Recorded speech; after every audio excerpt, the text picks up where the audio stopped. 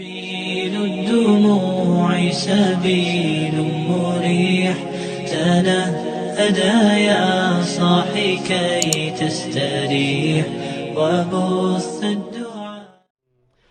Ustadz tadi juga cerita mengenai masalah taubat, bersih.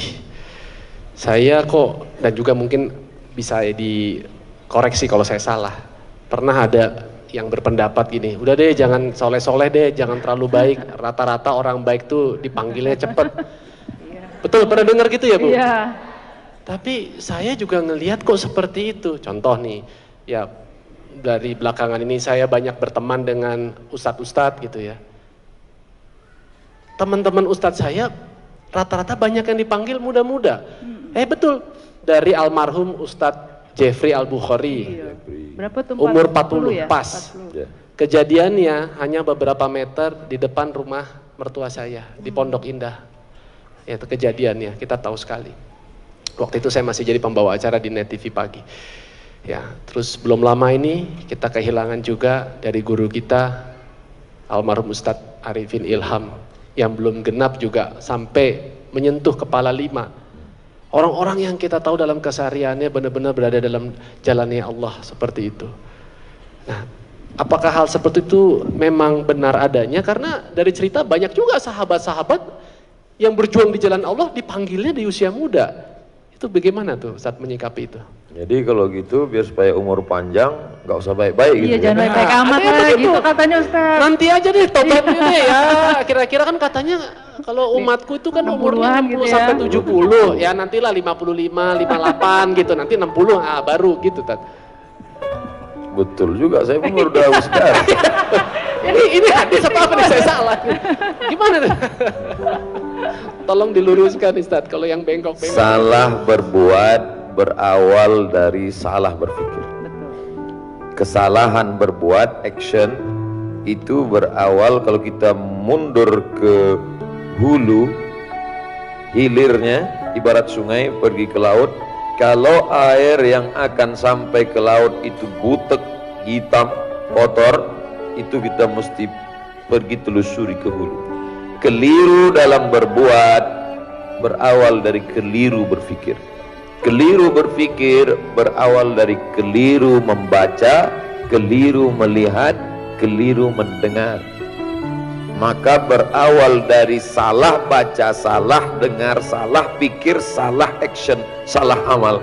Dan yang paling fatal sampai di akhirat, masuk ke tempat salah bersama orang-orang yang salah, nar jahannam khalidina fiha. Maka perlu kita luruskan, dunia ini adalah tempat ujian. Ada orang-orang yang memang diberikan Allah SWT umurnya pendek, tapi ada yang diberikan Allah panjang, semua sudah ditetapkan di Lauhil Mahfuz. Ada juga orang baik umurnya panjang, Mbah Mun kiai tertua lebih 90 tahun. Dr. Mahathir Muhammad, pemimpin muslim disegani di seluruh dunia, bahkan Zakir Naik tetap dia bela sampai hari ini, umur 93 tahun. Bahkan dalam hadis dikatakan man tala umruhu wa hasuna amaluhu. Siapa yang panjang umurnya dan baik amalnya, itulah manusia yang terbaik. Adapun orang muda baik meninggal, Habib Munzir Al-Musawwar. Tapi berapa banyak juga anak-anak muda yang tidak sampai tua mati dalam keadaan su'ul khatimah, mati sakau, mati makan pil anjing gila. Jadi kalau ada orang berpikir, jangan baik-baiklah, UJ ninggal muda, Habib Munzir ninggal muda, Ustaz Arifin Ilham ninggal muda, sampel yang dia pakai tidak tepat. Lalu kenapa dia berpikir seperti itu? Setan berhasil. Allazi yuwaswisu fi sudurin nas minal jinnati wan nas. Jadi yang bisik begini ini dua, jin dan manusia. Termasuk Kang Adrian sudah dibisikin nas. Alhamdulillah hari ini kita ketemu, ternyata bisikan-bisikan teman-teman tadi. Jadi kalau nanti setelah ngaji ini tetap ada nas yang ngomong begitu, ente nggak usah hijrah lah, nggak usah lah ikut sama artis-artis hijrah Kang Adrian, toh yang cepat ninggal tuh yang hijrah-hijrah. Maka Aduh. bacalah ayat kursiku cepat-cepat. Allahul qayyum la ta'khudhuhu sinatun wa la nawm. Karena bisikannya tidak kepada kebaikan. Oleh sebab itu kita pahami hakikat hidup dalam Quran. Likulli ummatin ajal, sudah ada ajalnya. Idza jaa ajaluhum, kalau ajal sudah sampai, la yastakhiruna sa'atan, tidak bisa ditunda sesaat, wala yastaqdimun, tidak bisa dipercepat walaupun sesaat. Orang baik ninggal cepat sudah ketetapan Allah. Orang jahat ninggal lama bukan karena jahatnya. Orang soleh ninggal cepat bukan karena kesolehannya, tapi karena sudah ketetapan Allah Subhanahu wa ta'ala. Itu akidah. Makanya sebelum ibadah, sholat, zakat, puasa, haji, umrah, akidah yang pertama, keyakinan supaya jangan sampai salah mendengar, salah membaca, salah melihat, salah berpikir, dan salah beramal. Kenapa belum hijrah? Kalau cepat hijrah nanti cepat mati. Na'udzubillah. Ditunda hijrah, nantilah setelah pensiun, nantilah setelah tawaran kerja mulai kurang, nantilah setelah agak tua, nantilah setelah lipstik gak melekat lagi di bibir, nantilah setelah bedak ini harganya melambung tinggi. Tapi pada akhirnya rupanya ketetapan Allah. Berapa banyak orang mau bunuh diri gak mati? Pergi ke dokter tanya, ibu dokter, pak dokter, pernah gak nangani orang mau bunuh diri gak mati? Sering kali pak ustaz. Buih mulut gak mati-mati. Ternyata mau minum racun, ini minum sampo. Gak mati. Berapa banyak orang gantung diri gak mati? Ya ambil selendang, ikat, jatuh ke bawah, patah kayu, berat 125. Makanya sebelum bunuh diri diet dulu, Disurvei dulu gitu Ustaz. Jangan dong Ustaz. artinya apa? Ketetapan Allah Subhanahu wa ta'ala. Kenapa mereka pergi duluan? Menurut ilmunya Allah, orang ini lebih baik cepat pergi karena Allah sayang dengan dia. Kenapa orang ini bisa dipanjangkan umurnya? Menurut ilmu Allah, makin lama dia di dunia, makin banyak menebarkan manfaat. Ini orang, kalau dia lama di dunia, ini banyak orang yang akan tersentuh. Karena dia sekali ngomong, followernya banyak sekali. Amin. Kenapa? Karena dia artis hijrah. Makanya artis-artis hijrah ini panjang umurnya insya Allah. Amin. Jadi berdasarkan Kayaknya dalam nih. follower ya kayaknya Iya, ya. iya, Oh, iya. iya, saya tambahin nih followernya ya kalau gitu ya. Amin ya Allah. Amin. Amin amin ya Allah. Nah Ustadz, jadinya buku ini baiknya tuh dibaca oleh siapa sih? Apakah untuk seluruh anggota keluarga termasuk anak-anak juga layak untuk baca? Atau kayak tadi Ustadz bilang ya ini usia 35 ke atas deh? Atau gimana Ustadz? Kadang di kantor-kantor kan ada kultum tuh. Ya, kajian perkantoran gitu Bahkan ya. kemarin bapak-bapak dari kepolisian yang dapat tugas dari UN, United Nation, PBB di perbatasan daerah konflik di Afrika Utara. Ustadz, tolong kasih kami bahan kultum Ustadz.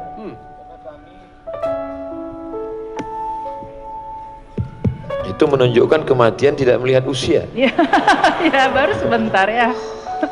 Tolong Ustadz kasih kami bahan untuk kultum Ustadz, karena kami di tempat konflik itu satu-satunya bergantung adalah dengan ibadah. Rupanya tentara, polisi yang utusan Indonesia ke daerah konflik itu mereka sholat subuh berjamaah, zuhur berjamaah, habis itu kultum. Nah, jadi kultum ini bisa kultum zuhur kisah pertama, kultum besok kisah kedua, kultum jadi cicil. Atau di masjid buat pengajian singkat, habis sholat subuh hari Ahad bahas kisah pertama, kisah kedua, kisah ketiga. Atau ibu dengan anaknya sebelum tidur malam, selama ini dia bacakan cerita, ya cerita tentang Pangeran Kodok yang kita pun tak tahu entah apa manfaatnya, apa cerita di balik itu. Sebelum tidur diajak nyanyi, bangun balonku ada 5 rupa-rupa warnanya, merah kuning kelabu, merah kuning hijau Ustaz. merah kuning hijau di langit yang biru. Dan ketika itu loh saking lamanya rumah sakit kecil. Ketika meletus balon hijau. Iya. Begitu banyak warna lain, kenapa mesti hijau yang meletus? Kenapa tidak merah? Kenapa tidak kan biasanya yang jahat itu hitam. Meletus balon hitam. Nah, Yang pakaian hitam bukan berarti jahat. iya. Baik, lebih baik pakaian hitam hatinya putih. Yang pakaian putih pula tersinggung. Artinya apa? Ini bisa dibaca oleh siapapun, baik membaca maupun membacakan. Membacakan untuk orang. Pasien di rumah sakit dia menyangka Allah tak sayang sama dialah yang satu-satunya yang paling. Orang sakit itu psikologisnya down. Ternyata setelah dibacakan, bapak sakit mau meninggal, Nabi aja meninggal. Iya. Sahabat-sahabat Nabi aja, mungkin dia baca udah nggak bisa. Kita ceritakan begini akhir kesudahannya. Begitu juga dengan orang-orang yang sombong, penguasa-penguasa, perlu juga dikasih hadiah ini. Orang yang baru nikah Pak Ustadz, kasih. Iya. Biar dia jangan menyangka kalau baru nikah malaikat maut lupa. Ini banyak orang salah sangka sekarang. Bagus. Wallahu a'lam. Nah, kalau tadi bentar ya udah dibilang banyak pertanyaan kalau saya mas soal ini Ustaz. Lanjut. Tadi kan misalnya kita membacakan buat anak-anak kayak itu Ibu ya.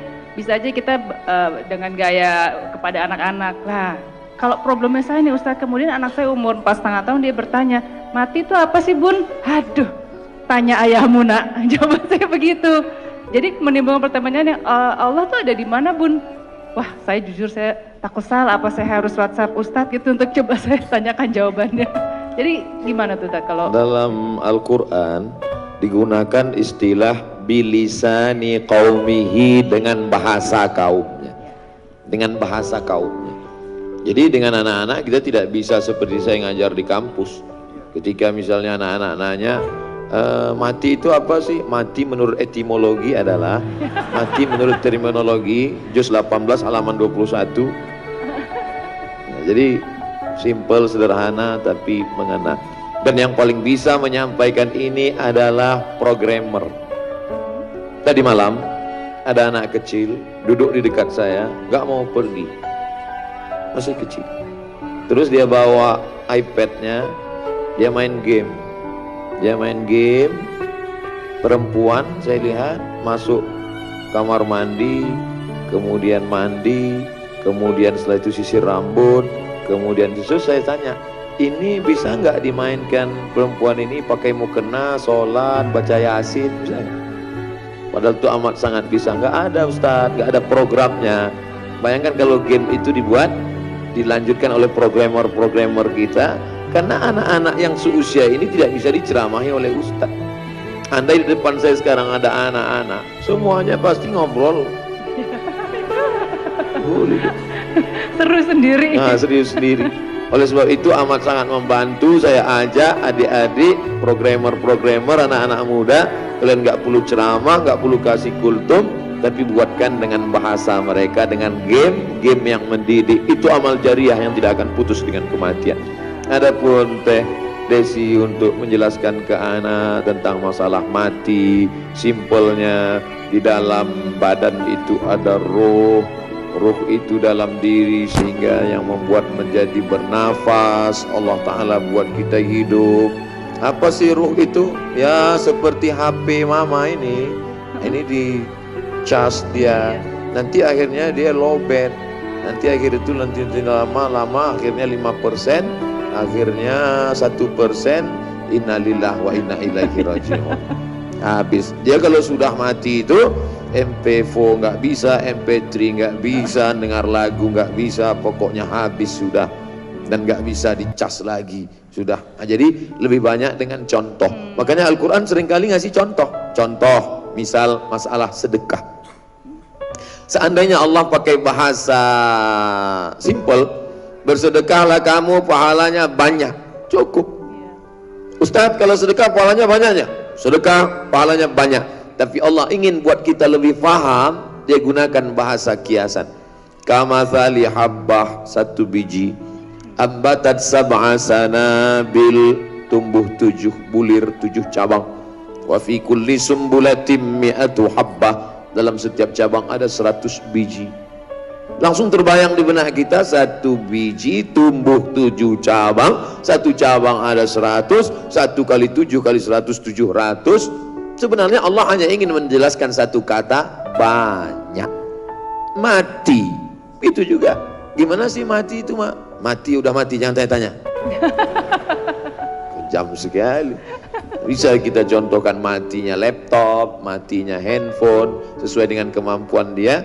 Yang penting pesan-pesannya sampai, insya Allah. Dan kita melalui buku ini bisa melihat bagaimana para sahabat Rasulullah dalam menghadapi kematian. Mungkin saya yakin teman-teman belum sempat membaca, Ustaz. Ada nggak yang sangat berkesan dari 35 ini, yang paling sederhana, cerita salah satu dari 35 itu, Ustaz? Bagaimana para sahabat dalam menyambut kematian seperti itu, Ustaz? Orang selevel Abu Hurairah radhiyallahu an yang meriwayatkan hadis lebih dari 5.000 hadis. Satu di antara 7 sahabat yang paling banyak meriwayatkan hadis, namanya Abdurrahman bin Sakhar Ad-Dausi, sebanyak 5.000 lebih.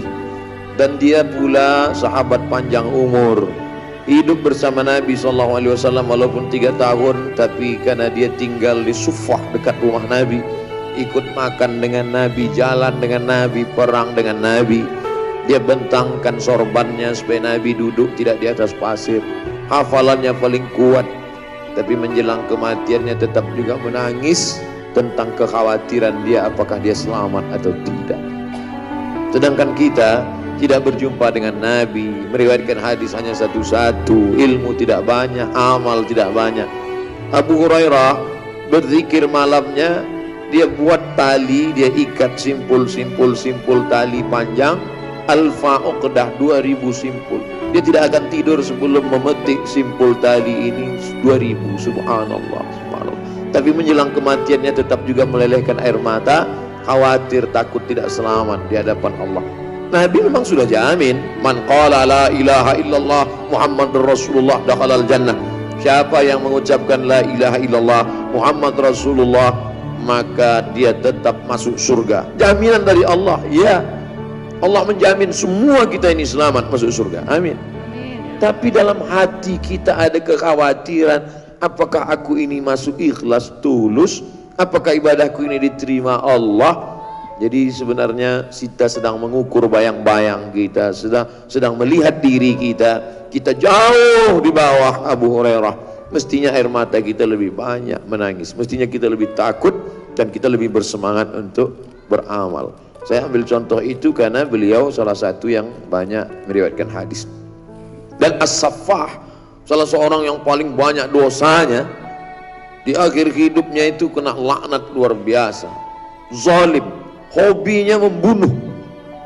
Kita selama ini kita lihat nama hobi badminton, nama hobi nyanyi. Ini tidak, hobi membunuh.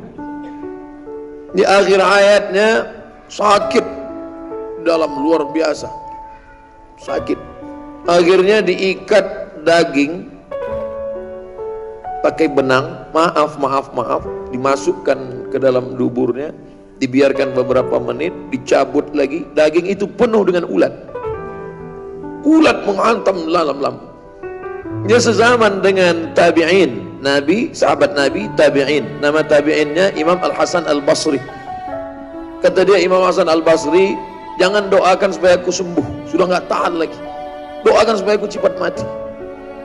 Doa dia menjelang mati, Allahumma firli, ya Allah ampunkan aku, meskipun semua orang berkata bahwa kau tak mungkin mengampunkan aku. Ya Allah ampunkan aku, meskipun semua orang mengatakan tak mungkin Allah mengampunkan aku, tapi tetap ada secercah harapan dalam hatinya bahwa Allah mengampunkan dia. Jangan pernah berputus asa, walaupun kita pernah salah, pernah silap. Paling tidak di akhir-akhir ujung-ujung usia kita itu, bahwa usia tidak bisa ditambah, tidak bisa dikurang, tapi ada yang bisa dirubah adalah bagaimana kita menjalani sisa-sisa usia yang dititipkan Allah Subhanahu wa ta'ala. Orang-orang yang kita jenguk di rumah sakit, Kita tidak merubah jadwal kematian dia. Kita tolong dia, kita bantu dia. Kita tidak merubah jadwal kematian dia. Yang kita rubah adalah bagaimana kualitas hidup dia menjelang mati itu lebih baik atau tidak. Itu saja. Maka ketika kita melihat orang sakit, kita bawakan makanan, kita tenangkan pikirannya, dia tetap mati juga. Maka jangan kita stres. Kita, Ustadz, ya, yang Ustadz jenguk di ICU kemarin mati. Waduh, tidak. Tapi paling tidak dengan kedatangan kita ke sana, hidup dia itu berkualitas. Itu sebenarnya yang ingin kita sampaikan dengan bercerita tentang kematian, dan kita siap juga menyiapkan orang lain. Andailah semua orang takut tentang kematian ini, saya kira KPK tidak terlalu sulit kerjanya. Iya ya. Ustaz, jadi kalau umpamanya misalnya ada sanak keluarga kita, ya teman, sahabat yang katakanlah sedang dalam keadaan yang sakratul maut, apa buat kita ini yang dalam keadaan sudah hadir di sini, sudah mendapatkan banyak nasihat-nasihat dari Ustadz yang kita bisa bantu atau lakukan kepada mereka yang tadi sudah mungkin akan dipanggil terlebih dahulu? La tuqra'u fi amrin asirin illa yassarahullah. Kalau dibacakan pada perkara, urusan, masalah yang sulit dan susah, maka Allah akan memudahkan. Termasuklah susahnya sakaratul maut menjadi mudah, menjadi ringan ketika dibacakan surat ini. Kata Imam Abul Fida Ismail Ibnu Katsir dalam tafsir Qur'anil Azim, dalam muqaddimah surat Yasin, membacakan surah Yasin. Di ruang ICU, di rumah sakit, izin sama perawat, bacakan Bismillahirrahmanirrahim, Yasin wal Qur'anil Hakim, innaka laminal mursalin ala siratim mustaqim tanzilal azizir rahim. Meringankan dia. Kemudian orang yang berada di sekelilingnya itu semuanya berzikir. Anaknya, mantunya, temannya, sahabatnya, atasannya, kawannya, semuanya berzikir. Ada zikirnya salawat, ada zikirnya tasbih, ada zikirnya tahmid, ada zikirnya tahlil, ada zikirnya la haula wala quwata illa billah. Semuanya berzikir tenang. Ada satu orang yang membisikkan ke telinga sebelah kanan talqin, la ilaha illallah. Satu baca Yasin, meringankan, yang lain berzikir. Sekarang kita lihat tidak begitu. Yang satu nangis, mama, yang satu lagi moto. Oh ya. Nah, iya tuh zaman sekarang. Gimana ya? Orang mau sakratul maut masih sempat lagi. Ya. Gimana? Oleh sebab itu ini penting, karena banyak orang yang mempersiapkan nikah. Ya, Banyak. pasti. Banyak orang yang mempersiapkan walimah. Bahkan ada IO-nya, event organizer untuk nikah dan walimah. Iya. Tapi IO mati. IO menyediakan sakratul maut. Wah. Peluang bisnis tuh. Kita tidak mau buat IO itu. Kita cuma mau semua ini dilaksanakan oleh keluarga. Di mana Sayyidina Ali, di mana Abdullah bin Abbas, di mana Fadl bin Abbas, di mana Sayyidina Al-Hasan, di mana Sayyidina Al-Husain saat sahabat Nabi di Saqifah Bani Sa'idah musyawarah siapa pemimpin pengganti Rasulullah sallallahu alaihi wasallam? Abu Bakar, Umar, Utsman, Sa'ad bin Ubadah. Kata golongan Ansar orang Madinah yang layak jadi pemimpin setelah Nabi, Sa'ad. Kata orang Makkah yang layak menjadi pemimpin Nabi, Umar. Ali di mana? Abbas di mana?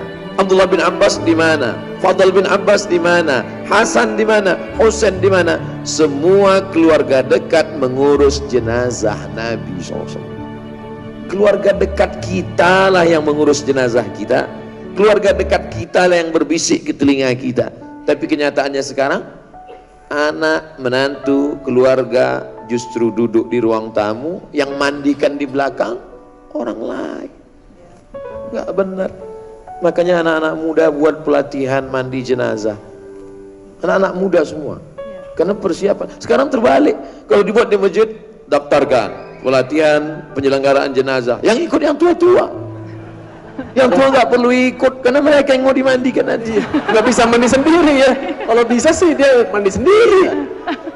Justru anak kita, mudah-mudahan kita nanti yang menyelenggarakan jenazah kita adalah anak-anak kita. Amin, amin robbal alamin. Anak-anak harus belajar sampai turun ke bawah memasukkan jenazah, sampai menghadapkan ke arah kiblat, membuka penutup wajah, hidung menempel ke dinding tanah itu anak kita yang serahkan semua ke orang. Ini semua di atas menangis, paling-paling istrinya jongkok mau megang, jangan tinggalkan mama papa. Itu pun cuma sandiwara semata.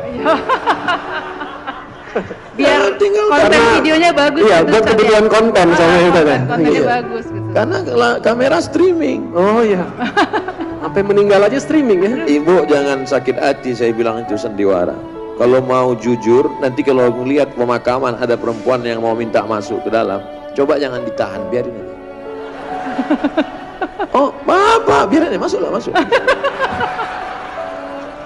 Kita mau tes. Kalau nggak percaya coba.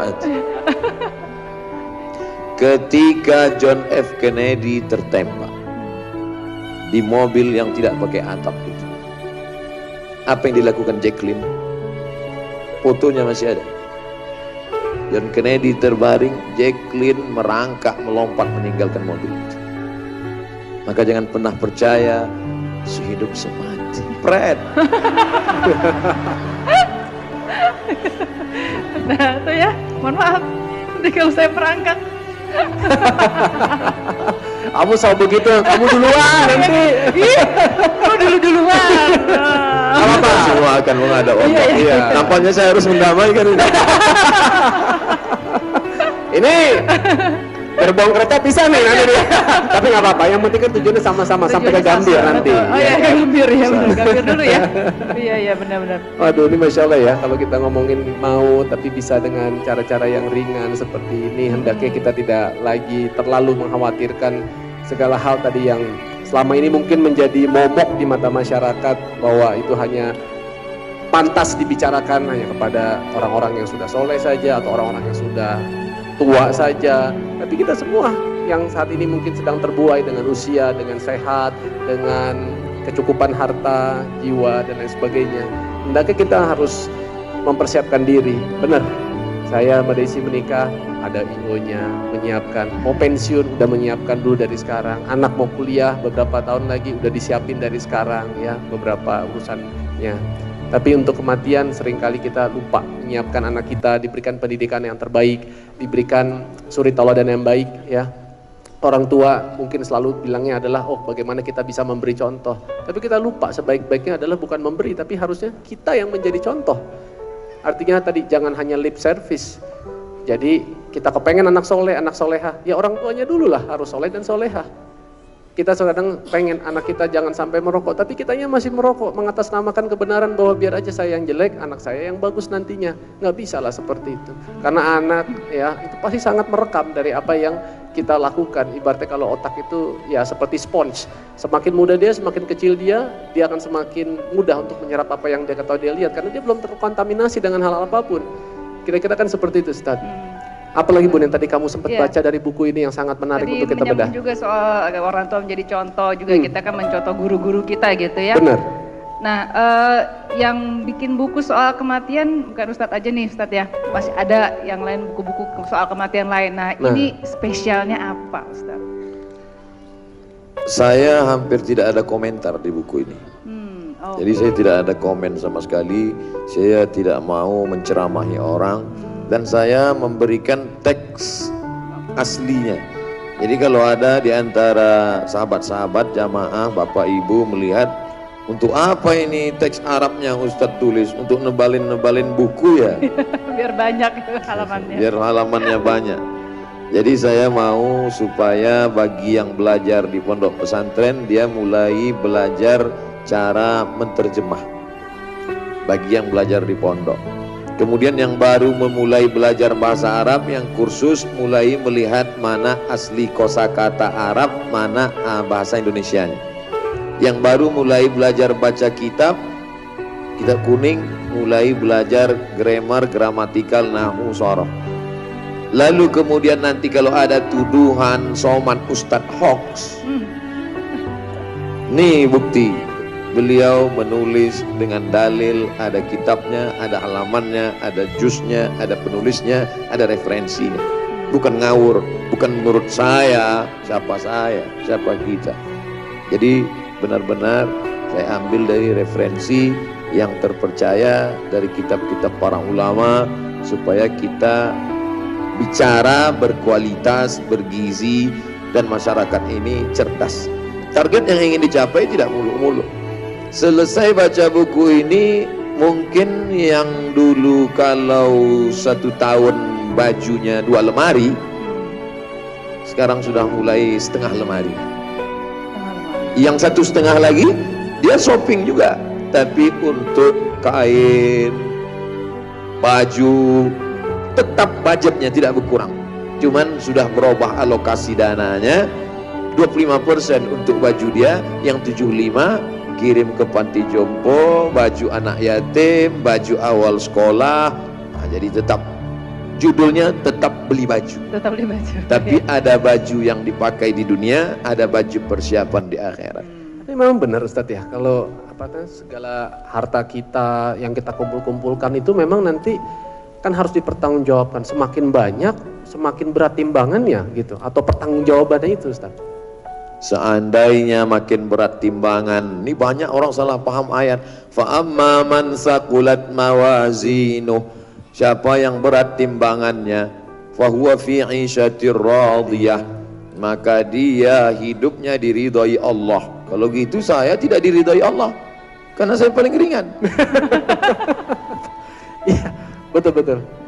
Jadi yang dimaksud dari itu apa? Akan dinilai kebaikan dan keburukan. 25% kebutuhan kita, karena kita pakai celana, pakai baju, pakai jilbab, pakai jubah, dan yang lain adalah terhitung sebagai sedekah-sedekah kita berikan.